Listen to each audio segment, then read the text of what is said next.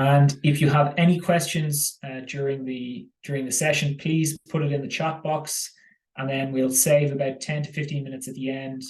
And then if you want to unmute yourself, put up your hand and ask a question there and then, please feel free to do so. But without any further ado, I'm going to hand the floor over to Federico, who will talk us through Kleros 2.0. Thank you, Sean, and well, very excited to be here. And this is for me a very important session because, well, this is what I'm going to present is the result of 5 years of hard work and experience and research as well. And I think that ArbTech is the right way to do this presentation. This is the first time actually that I do like a general presentation about Kleros 2.0. Let me just start by, telling people where we are now. So what we have now launched and working is Kleros 1.0 that was released in 2019. And it's like the typical story that people know about Kleros, dispute resolution system based on blockchain. The world economy has lots of situations like this one, like Alice, who is an entrepreneur from France. She wants to make a video for her website, and she hires Bob from Guatemala, and then there is a dispute, and she's not going to go to another country to go to court, or she's not going to go to arbitration in the traditional sense for a small claim. So how can Kleros help? So we can use smart contracts. So Alice can send the payment to a smart contract that works as escrow, and then Kleros is used as arbitrator in case something goes wrong with this agreement. If everything goes fine, and so she gets her video, he gets the money, all good. If there is a dispute, the dispute goes to Kleros, and Kleros is a DAO, is a protocol based on blockchain that's going to select a number of jurors and who are going to analyze the case. They're going to see the evidence, they're going to see the contract, and following some rules in the court where they are working, they will make a decision. And the fact that Kleros is built on blockchain gives traceability and auditability to all parties, so everyone knows that the system was not tampered with. Okay, so people vote on who is right, and let's say the majority votes for Alice, so the smart contract with the funds releases the money to her, and everybody, and the case ends. Okay, this is traditional Alice and Bob case that we always use to explain how Kleros works.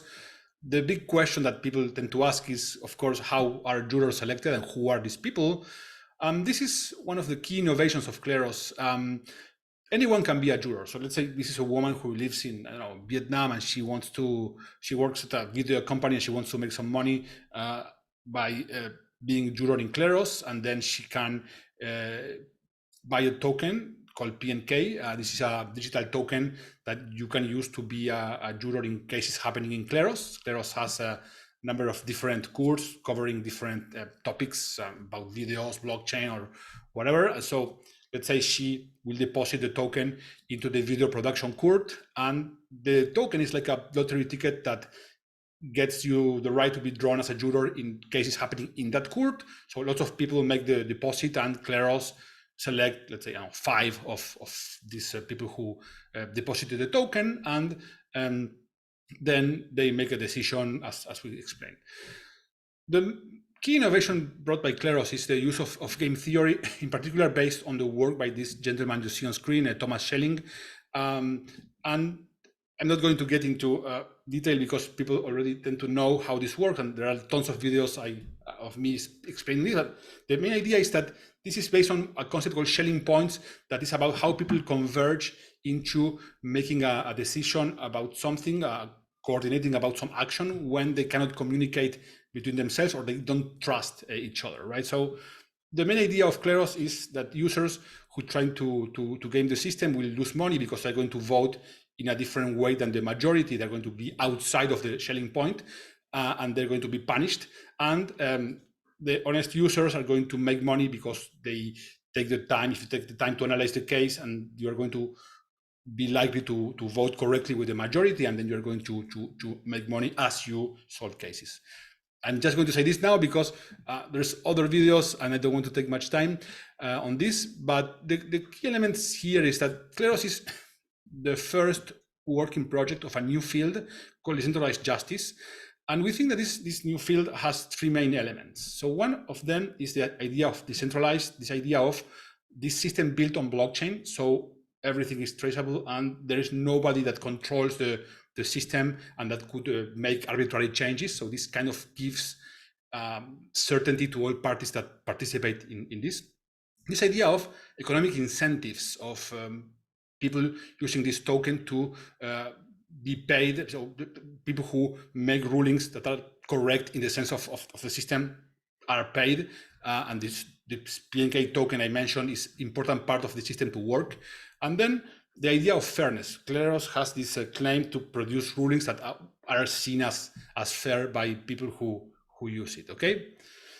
For a short introduction for anyone who wants to learn more about Kleros, you can read this article that was published at the Stanford Journal on Blockchain Law and Policy. And of course, another one that is at the Global Arbitration Review that I co-authored with Sophie a few years ago. So here it's a good introduction to Kleros 1.0. So this was a very short introduction, and over time we have identified four main challenges to Kleros, four things that we need to work on and to solve. First thing is the technical elements. Technical elements in the sense of how can Kleros be made secure against different types of attacks by malicious actors, like for example, people that would like to collude, bribery attacks, people lazy voting, that people that just don't take time to see the case and they just vote randomly, and attacks by 51% of people who get to buy a big part of the tokens, as people are drawn by tokens to cases. If you get a big part of tokens, you could potentially have, the jury rule in your favor. So this is one of the main elements that Kleros needs to solve, and there is a lot of research put into making the system secure against this type of attacks.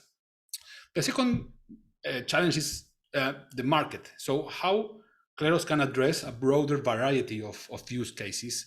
Kleros 1.0 had the problem that it was too rigid in the sense that only allowed token-based voting, and it was very expensive because it was built on the Ethereum mainnet, and the gas fees were quite expensive and didn't allow very well to resolve small claims. So this was a very important challenge that Kleros 1.0 had for adoption. Then, legal challenges. I mean, is this even legal? This resolution system based on tokens and then blockchain, and where people, are anonymous. So lots of the discussions have been around if this could be called arbitration under the framework of the New York Convention. There are people who have written papers in favor of it and people who have written papers against it. So the jury is out on this still. We have some evidence that at least in some cases, Kleros can be used as part of an arbitration process. For example, in the Mexican case that happened a few years ago, there was a Mexican state court that enforced an arbitration ruling where Kleros was used to resolve the substance of the case, and this was a very good precedent. It was just one, but this is something that was done. And also another situations where Kleros could be used instead of as an arbitration tool, as more like a mediation tool that doesn't have to be doesn't have to comply with the New York Convention requirements. So this is work that was done. And finally, the big elephant in the room is about the ethical considerations about Kleros. So is decentralized justice a fair method for resolving disputes? So this is very uncommon method, an unorthodox method compared to, what we are used in the world of ODR. So in the world of traditional ODR, so arbitrators are certified professionals of dispute resolution. In Kleros, any user holding the PNK token can be drawn as a juror in cases, so you don't even need to prove that you are an expert in the topic. A second thing, parties cannot be jurors in a case where they have a direct interest, and this, of course, in Kleros is different. So because jurors having the PNK token can be cases in which they have a direct interest, they could be one of the parties of the case, and then juror. This is, of course, unheard of in the world of traditional arbitration.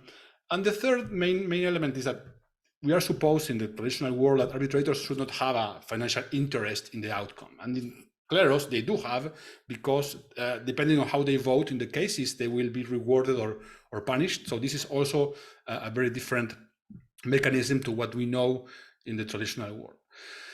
So the Kleros 1.0 design was built in this way because of specific reason that there was no identity system for the internet. So you have no way to know that even if you just allow one address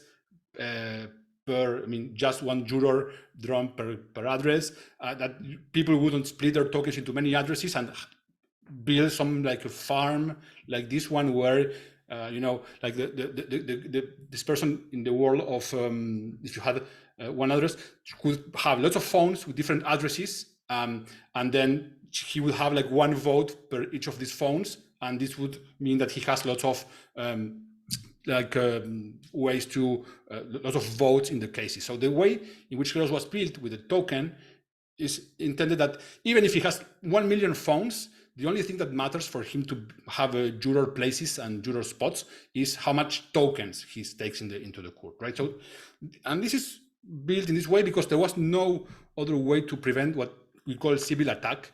And this was, of course, problematic because all of these ethical challenges are resulting what people call sometimes, the hyper-financialization of dispute resolution, and because all of this use of incentives is very different to what traditional dispute resolution is used to. So a very good paper to read, and based on a discussion with Vitalik Buterin and Nathan Schneider. So William, he's in the room also, you can ask him the questions later if you want. So he has these issues in this paper. So for us, the main thing for Kleros to be adopted is to try to find this sweet spot of use cases where the system is technically efficient and secure, where it solves a problem in the market, where it is legal to use, and also when it is perceived as an ethical system by the community, right? So this is what we have been trying to align throughout all of our work at Kleros.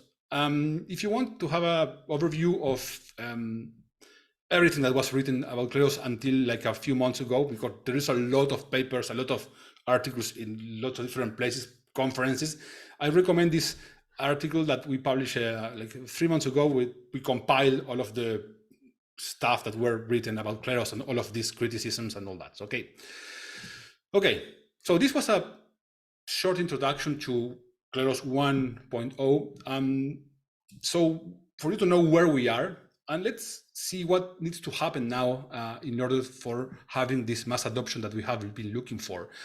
And the truth is that in the past 5 years, the blockchain ecosystem has greatly, improved, greatly evolved, and lots of new tools have been built that enable for us a wider and more flexible design space.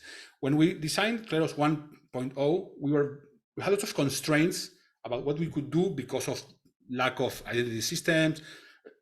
Tooling was very bad. But now this is different. And so all of this is going to go into what is Kleros 2.0. The first thing is about technical improvements for scalability. There is a whole new ecosystem that was created about layer 2s, roll-ups, and lots of different things that make everything way cheaper. So in the first version of Kleros, it was very expensive to use. So we could not address the bottom of the pyramid that we wanted to address because Kleros was just not efficient enough. Kleros 2.0 is way cheaper, like almost 10x cheaper than the previous version. And this actually enables a number of new use cases that were not possible before, right? So especially use cases that come from the world of consumer disputes that require a very low value. And if you put this pyramid, like you flip it, we think that what's going to happen in the future is that we're going to see dispute resolution being segmented into 3 different segments. Like for more like simple and cheaper cases, probably automation, AI to solve them because that's basically cheaper. Other cases that are still in the small claims segment, but a bit more complex than what AI can do. For example, content moderation type of use cases are probably going to be solved by Kleros.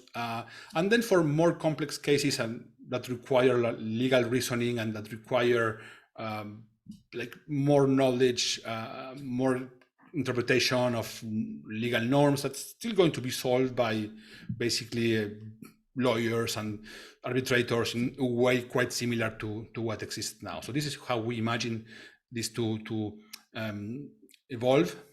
Let me also recommend another paper that was published 3 days ago at the American Bar Association.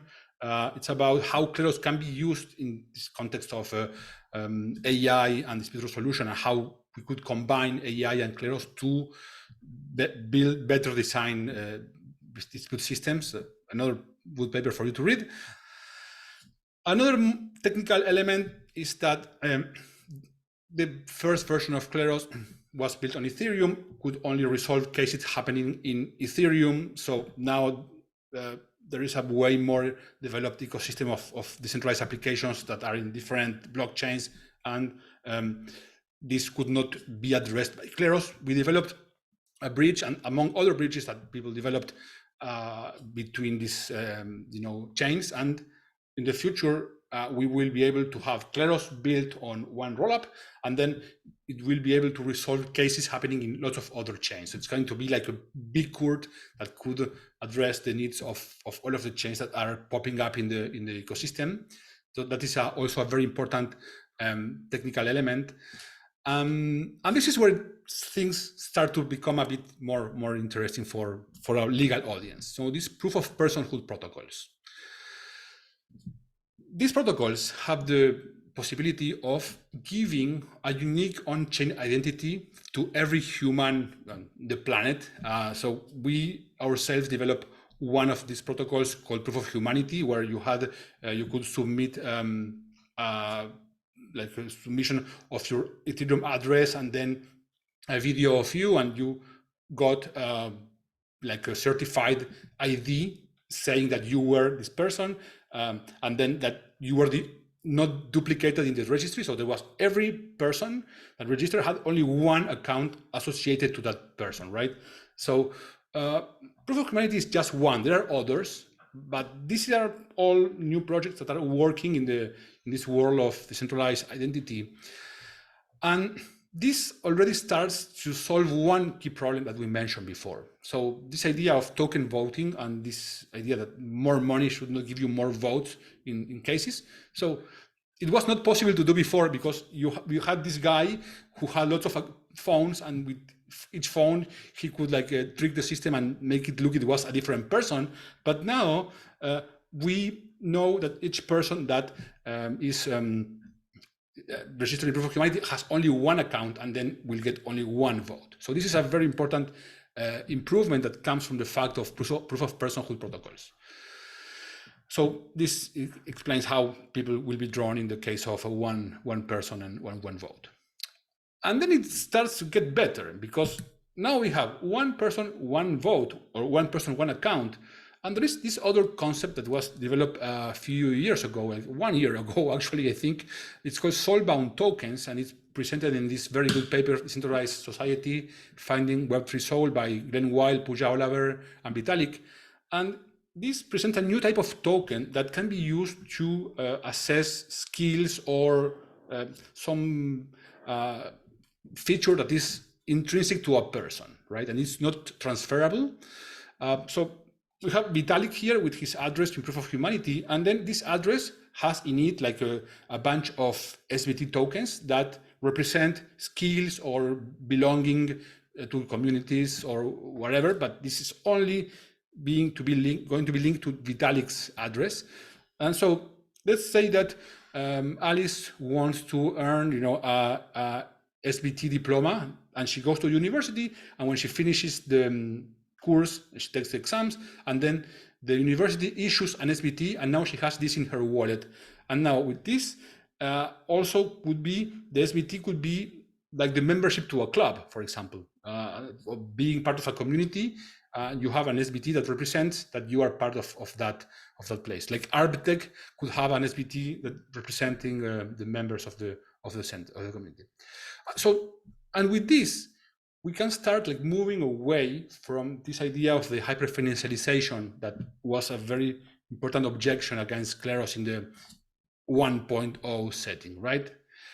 Well, why? Because now we can start thinking of courts where jurors are selected based on having some skills, right?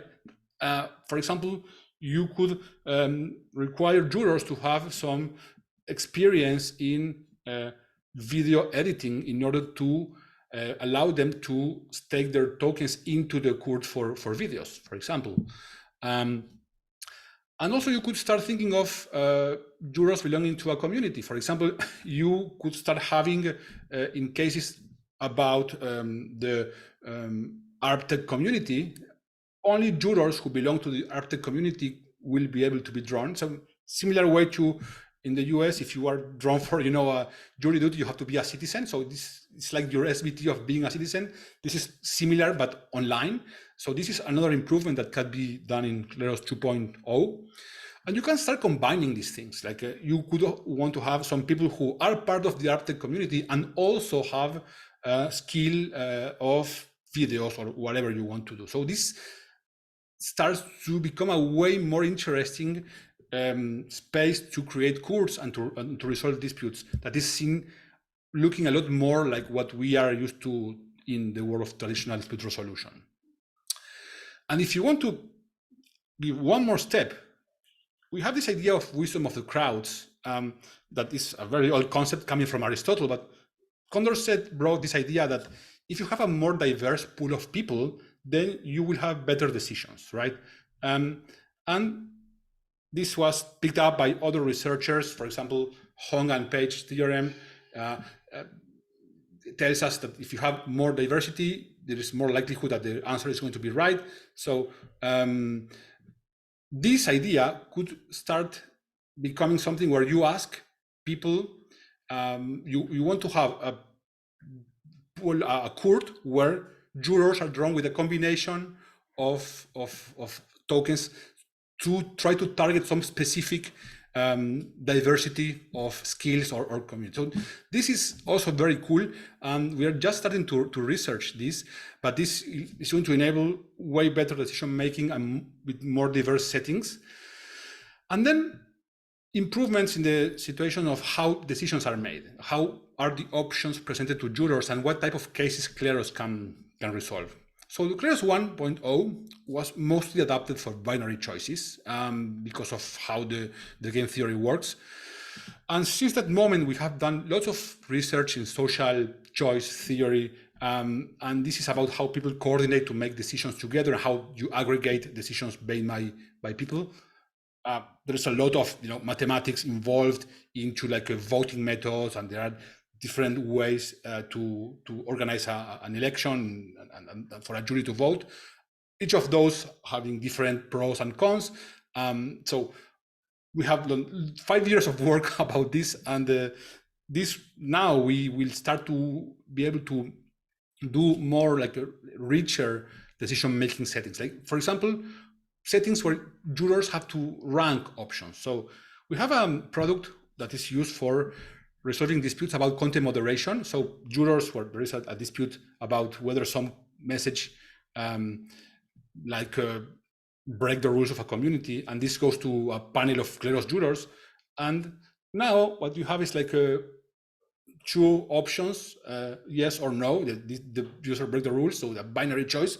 And then in the future, we could have more complex decision-making logics. Like instead of having like 2 options, you can have like 4 options, one for suspending 1 day, 2 days, 3 days. So this is way more interesting for resolving the cases.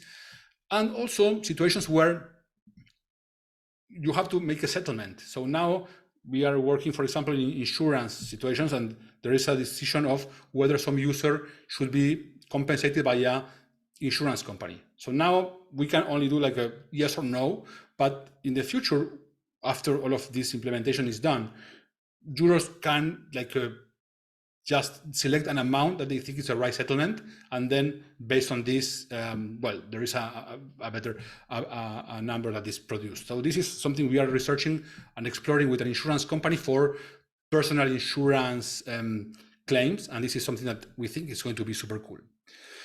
The last element is something that tends to address these questions about Kleros and conflicts of interest as they are understood in the traditional world. So in this case, for example, if you have a juror that is drawn and then people suspect that this might be one of the parties through some on-chain analysis or some other element, they could accuse the juror of misconduct, and there's a trial done in Kleros, and this could be punished because if it's found guilty. There are different ways in which jurors could misbehave, pre-revealing their vote. So others could be because they didn't give a good justification for their vote. So this is something we are researching, and it's going to also bring Kleros closer to what people traditionally understand as dispute resolution. And if you are punished by the court, by the misbehavior court, you could have a negative SBT, and now you have like a poorer reputation, and this will affect your chances of being drawn in the future or similar. Okay. So in short, this is a super interesting moment in the life of Kleros, and basically what you have seen so far is, well, Model T, which is of course okay. It was great to start testing. It was great to start learning on how incentives work in this system and how decentralized justice could be used for different use cases. But now we are in the process of moving from the 4T to, well, a way better car, faster, and with lots of more features. So we have put into this 5 years of research, and the product is something that's going to be way cheaper. It's going to be way more secure. It's going to be way more flexible to address way more use cases. And welcome to Kleros 2.0. Well, that's what I wanted to share, and hopefully this will take us from 1,000 cases we have now to the next 1 billion. So thank you very much. Federico, very, very interesting. Sophie, I believe, has a question. So Sophie, if you want to unmute yourself, please do, and you can turn on your camera, of course, as well, if you want. Let me just first, let me just ask William if he wants to add something, because a big part of the research that came up to this implementation of Kleros 2.0 was done by him. So I especially asked him to come so he can also share a bit of his view on all that was put into this, into Kleros 2.0. Sure. Yeah, welcome, William. Thanks. Okay. I think you pretty much covered the various subjects of research we have. It's been a lot of work on a lot of sort of interdisciplinary subjects over the last 5 years. I'm happy to answer questions people have about any of them. Good. Great. Thank you, William. Sophie, please, if you want to unmute, you can. If not, I'll happily ask the question. Sure. I apologize. I can't put on my camera, but I will read the question as you can see in the chat. I obviously welcome all of these. Well, first of all, I'm very impressed with the amount of work that you guys have been putting into this, and also the path that Kleros is following. And I think it's a tribute to you and your team's openness to recognize that certain areas needed to be addressed, and to find solutions that also are true to the model of decentralized justice. Now, I was struck by several aspects of your presentation where you, particularly when we talk about juror qualification or criteria. And I wonder first of all, I wonder whether you have been accused of selling out. And if you have not, well, that's great. But if you are, how would you reply to those purists who have been, early adopters of Kleros, especially in the world of crypto, where they are, as we know, rather serious about their principles, and would probably see Kleros as sort of compromising, let's just put it that way. How would you reply to that?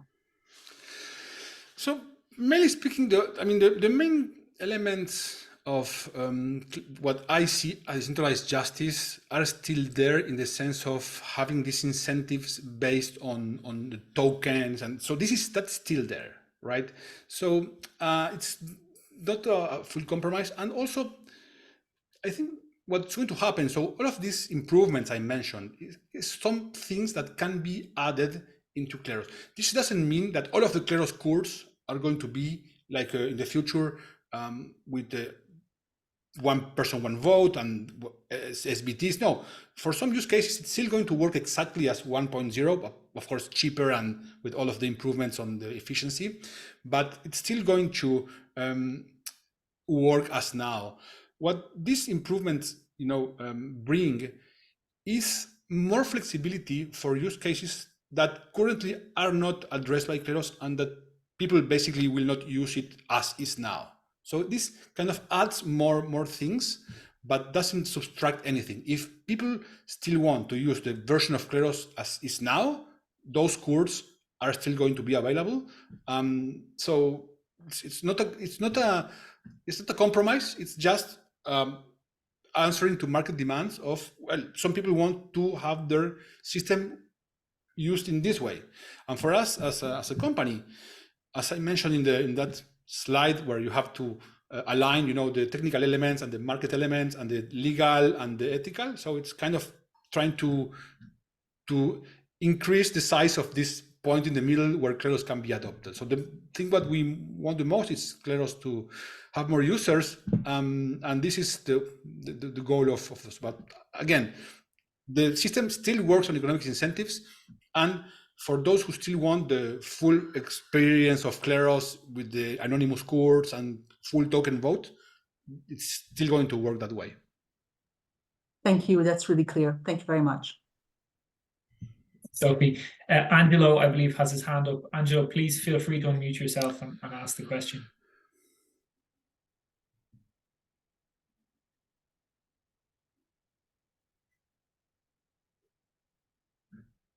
If you're having an issue, please feel free to put the question in the chat, Angelo. There is one in the chat. There is one. In the meantime, Agnieszka. I'm going to ask Agnieszka's question. Again, Agnieszka, if you would like to ask it yourself, please feel free. Yeah, that's fine. Well, thank you very much. That was very interesting presentation.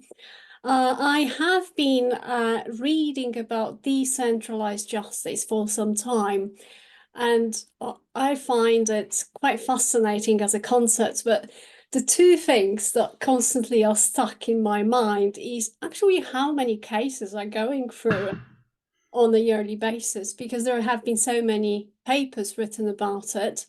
You can hear about it, you can read a lot, but is it actually popular? So, I mean, I'm not asking about exact statistics, but from your experience, would you say more than 300 cases are going through each year, less? I can give you the exact number because this is public information. Okay, thank you. I mean, I don't know it by heart, but it's over 1,500. There is a website called Kleros Board where you can see the exact number of cases. Yeah, Kleros Board, and then you can see exact. So, yeah, that's about it. 1,500. Hello. And now we are seeing increase in cases. We are starting to have some adoption in consumer claims. So Kleros was in the beginning more focused on Web3 or crypto disputes, but we have developed a new methodology that can be used in the context of traditional consumer. So now we just yesterday launched a collaboration with an exchange called Lemon. It's from Argentina. It's like, Coinbase of Argentina, if you want. And this implements Kleros in the following way. So there are claims between the user and the exchange because of, the user claims that he was charged for some service he didn't pay, and then goes to customer service. Customer service answers that you're not right, and we're not going to reimburse you. Yeah. And the customer is not unhappy, and then before the guy goes to small claims court or just to Twitter to bitch about the company, they offer him a new instance of resolution that sends the case to Kleros, and Kleros jurors resolve the case. So you would ask, is this, valid, enforceable? So it doesn't matter because Kleros makes a decision, and the exchange pledges to comply with the decision if it benefits the customer. Otherwise, the customer still can go to small claims court, right? So it's kind of a mediation. It's not really binding in that sense. They can accept it, but they can. So you see, there are some contradictions between a traditional understanding of arbitration and this, isn't there? Yeah.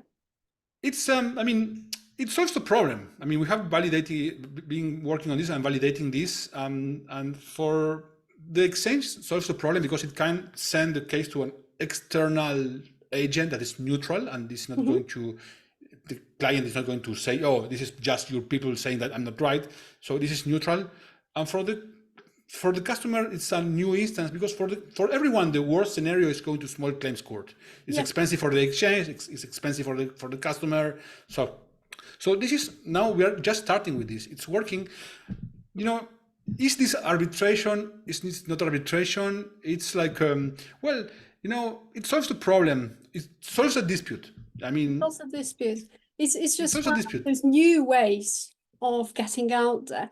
And can I ask a third question? It might be a little bit bizarre, perhaps. Obviously, there is lots of talk about quantum computers coming to arena, and they may be resolving the cryptographic keys, as we know. Do you see any danger for obviously anything on a blockchain in respect of Kleros when it comes to this, or is this something that you're not worried about at all? I think it's not a danger specific to Kleros. If quantum computers start breaking cryptographic keys, that's going to affect lots of other things before Kleros. So maybe it's not that specific. I know William will have a more elaborate answer than me. Maybe William, you want to add something about this? Thank you. Yeah. So it certainly, quantum computers would break the kinds of cryptography that's used in Ethereum key signing today. And the entire Ethereum community is aware of that and is thinking about new approaches that can replace those kinds of signature algorithms. So there are various plausible candidates that have been studied by the cryptographic community even beyond the blockchain space for decades at this point, because we've seen this problem come from afar. It seems reasonably, we're reasonably optimistic that the lattice-based approaches and the sort of replacement cryptography will be ready when it's needed. And if it turns out to not be ready when it's needed, that's a problem that goes well beyond Kleros. Like all kinds of e-commerce will have problems with that. Thank you. Thank you very much. Thanks. Great. I think Angelo is having issues unmuting himself. I'm just seeing if I can help. Angelo, please, if you can't unmute yourself, please feel free to put your question in the chat, and I'll ask it on your behalf. If not, try to log out and log back in using the same link, and then that might work. In the meantime, Sophie has another question, and it's with regard to soulbound tokens. And she asks, how can you verify that the soulbound token qualification is genuine in the case of a professional expertise? So I was going to have a similar question, and I think it's a very, very interesting. I think the devil is in the detail, really. This could be done in different ways. This could be done by basically, in a traditional centralized way. You have let's say, ArbTech wants to make an online course and want to, give an SBT as a diploma for people who pass the test. So they just do the course and take a test. It could be on Zoom or it could be in person, and then the person has the pass the test and then sends you so this is my address, so send me the SBT here, and then you as ArbTech community could basically provide this SBT to the person that passed the test. So this is already solved by lots of online,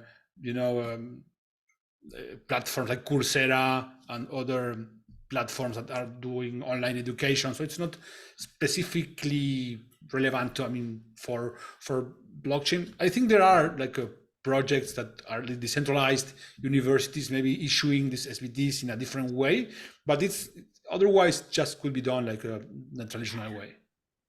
Yes, if I can clarify a little bit, Sean, if I may. Sure. So obviously, if you are talking about a certificate of some kind, or some qualification given by a centralized body or an educational body, that's verifiable. But I know that when Vitalik was talking about soulbound tokens, he was also talking about reputational tokens, and that's a lot more diffuse, and that can also be overstated dramatically. Of arbitrators, and you cannot believe what people say about their workload, what they've done in the past. You don't know what's right and what's not right, and you don't know what's true and what's untrue. Right? They could be making it up, or they could be understating it. You just have, it's very difficult to verify otherwise than by word of mouth. And I wonder if you are going to go down the route of soulbound tokens in the sense of reputational, or someone who says, well, I've worked for 5 years in the video games industry, and so I would like to qualify for the video games court. How are you able to verify that? So this is an excellent question. I don't think there is a definitive answer yet, because SBTs are quite new and this is not yet implemented at scale. But one thing we have thought, for example, at Kleros is, let's say that you want to have an SBT of expertise in resolving video game disputes. So we could use one of our curated lists where, I submit a claim that, look, I'm Federico, I'm this guy, I have this experience doing this dispute resolution. Look, this is my LinkedIn profile, these are cases where I worked, and then people from the community could challenge my submission, will verify if what I say is true or not, and then if all is good, maybe I'm accepted and I get the SBT. And if there is some claim that I'm lying, that I could be challenged, and then Kleros could resolve the case, for example, and that would be a way to do this. There are probably other ways to do it, but this is one that we know more because it leverages, this idea of Kleros and curation. And this is something we have discussed in the past, and we might do something like this. Thank you. That's really interesting. I'm going to watch that space very closely. I think Angelo, it looks like he's unmuted, Sean. Yes, indeed. Angelo, please go ahead. Yes, thank you. Can you guys hear me? Yes. Yeah, thank you so much for the presentation. My name is Angelo Quelli, and I run eArbitrator. It's a traditional, we use a traditional arbitration, but we do it online. And we have a panel of experts who practice the ad hoc arbitrators. And I have two questions. The first one is, the parties or the counterparties who are using Kleros, are they able to choose their mediator in a public sense? Can they choose who they want to hear their case? And the second is, can this be integrated with also this traditional way, where that you have two panels, one public on Kleros, and then another panel that is, traditional, so it's integrated. I don't know if this is something you guys have thought about. And okay, is it possible? No, that's a good question. So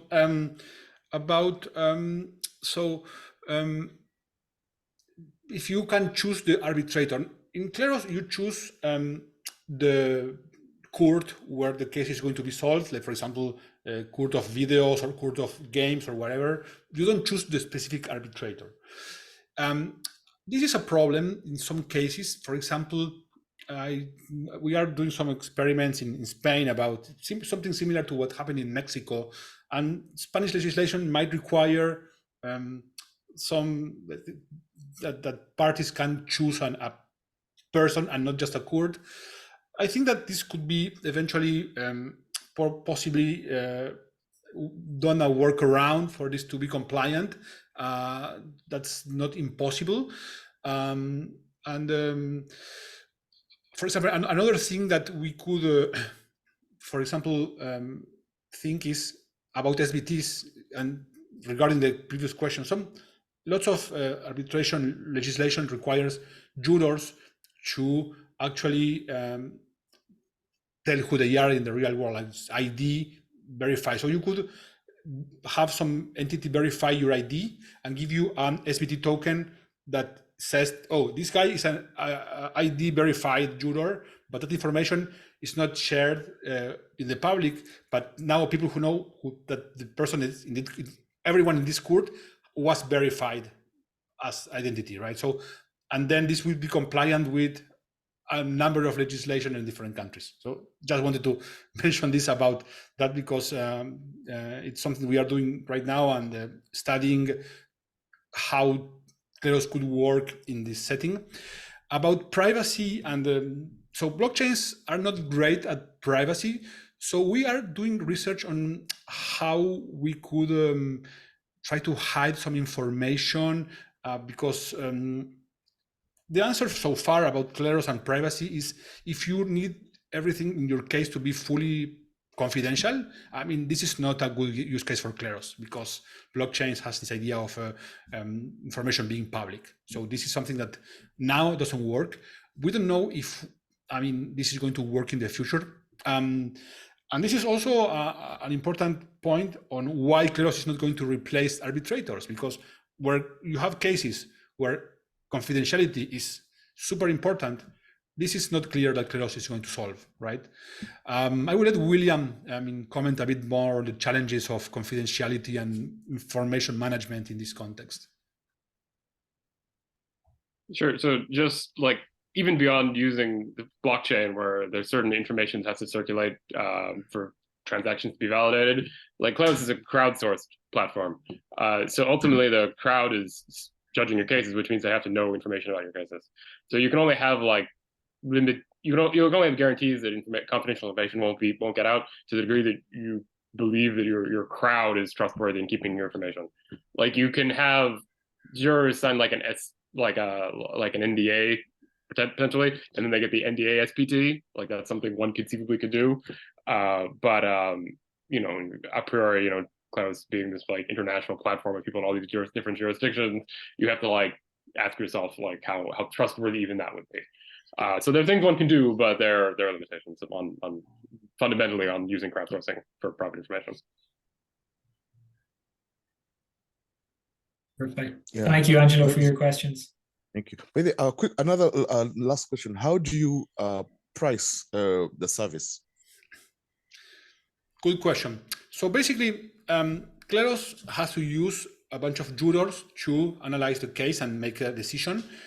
So these jurors have like depending on the case and the complexity and the type of knowledge that is required, some value per hour of work. It's not different to what lawyers. I mean, different lawyers have different rates, hourly rates. So this is kind of similar.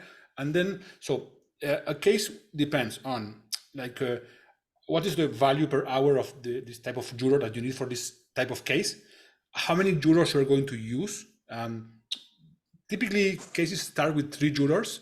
Some of them could start with 5, but typically it's 3. So multiply, 3 per the amount of per the value per hour per the jurors, and the time that we think jurors will have to spend on solving the case, and this is more or less the cost. And that, so I can't give you a specific value because that depends on the court. But for example, in the case we are working on with the consumer company of crypto, I mean this exchange, possibly the cost per case to the customer could be around $70, and the resolution time would be in maybe 3 or 4 days. So if you compare this to traditional dispute resolution, I mean, this is way cheaper and way faster. This is the main selling point of Kleros. You have a system that works in a fair and transparent way, but still in the efficiency, it's more similar to customer service. It's like the times of resolution is more looking like Amazon, customer service than going to court. So this is kind of the middle, and this is one of the key selling points and one of the reasons why the Kleros mechanism works in this way, because it's way more efficient than traditional systems. Super. Federico, my question was in relation to creating these new specialized courts. How hands-on or hands-off do you have to be? Could you, for example, see in the future an industry or a company coming to you saying, we want to create, or we want to use the Kleros system, but we want to have, our specialized dispute kit with these kind of attributes of jurors? How hands-on do you have to be as Kleros to make that system work? Can you just set it up and then it works itself, or is it a kind of a hands-on thing? I'm just thinking more from a scaling point of view, where you could, if you can make this hands-off after setting it up, I think it would be very, very interesting for a lot of companies, a lot of industries. Kleros is a permissionless system that can be used. I mean, anyone can build courts on Kleros, and anyone can operate on Kleros. So what we think is going to happen is, at some point, ArbTech could have, for example, decide to provide services of advisory to companies that could want to use Kleros as a system for consumer claims. So ArbTech goes to, I don't know, Coinbase or AT&T or whatever consumer game company you want, and offer them, look, we can improve your system for solving consumer claims by using Kleros, and we will advise you on how to create a court, and you would do everything for them. Basically, it's like you even build a company that sells them the service, and your company uses Kleros as technology. It's not different, for example, in how traditional exchanges use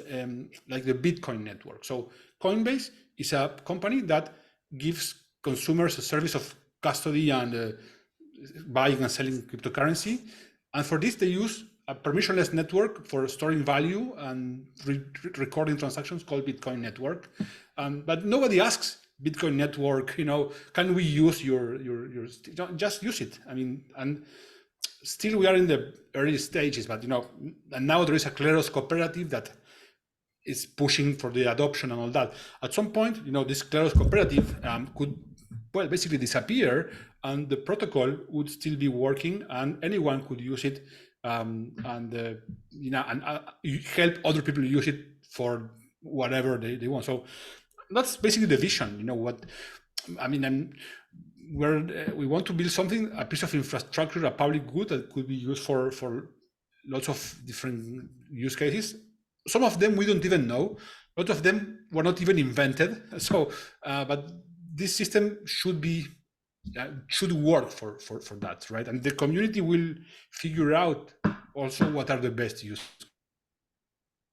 Super, thank you. So we have two final questions before we let you go, Federico. The first, again, is from Sophie. She asks, has the Kleros system of appeals been reviewed in Kleros 2.0, or is it the same system?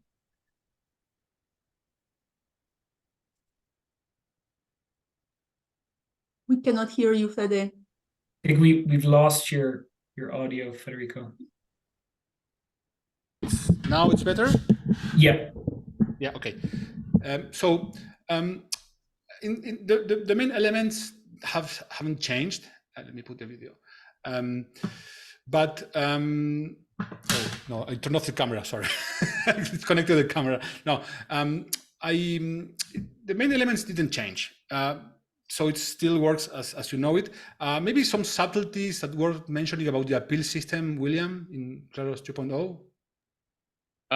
So there are subtleties that have changed. I don't know how much people care about them on this call, but things like in version 1.0, like there were different. There was more freedom given to different arbitrable applications, different things that use Kleros to design their own appeal system. And then as long as like the appeal was like enough funds were provided to the Kleros court contract, the appeal was triggered. And we realized that creating that flexibility for the applications to design their own appeal mechanism created like a variety of subtle problems. And it's better just to sort of like nationalize the appeal system into the main contract. So that this has created a variety of subtle changes. But the main outline of how you appeal is the same. In that, like, you know, if you start with a panel of 3 or 5 people, like ultimately you could get like weird people just by random chance. And Kleros' solution to this is pick larger panels. So by like law of larger numbers, you have something representative. And in 2.0, the appeal can still be driven by some of the jurors as well, who have found themselves dissenting. That's still present. Yes. Thank you. Just one thing to add, maybe it's worth adding about this idea of permissionless system.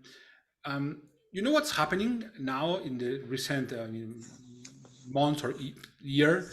We are starting to get people who come to us and tell us, look, I had this dispute with service provider, and we have a contract, a written legal contract with an arbitration clause about sending this to Kleros in case a dispute happens, but they didn't tell us.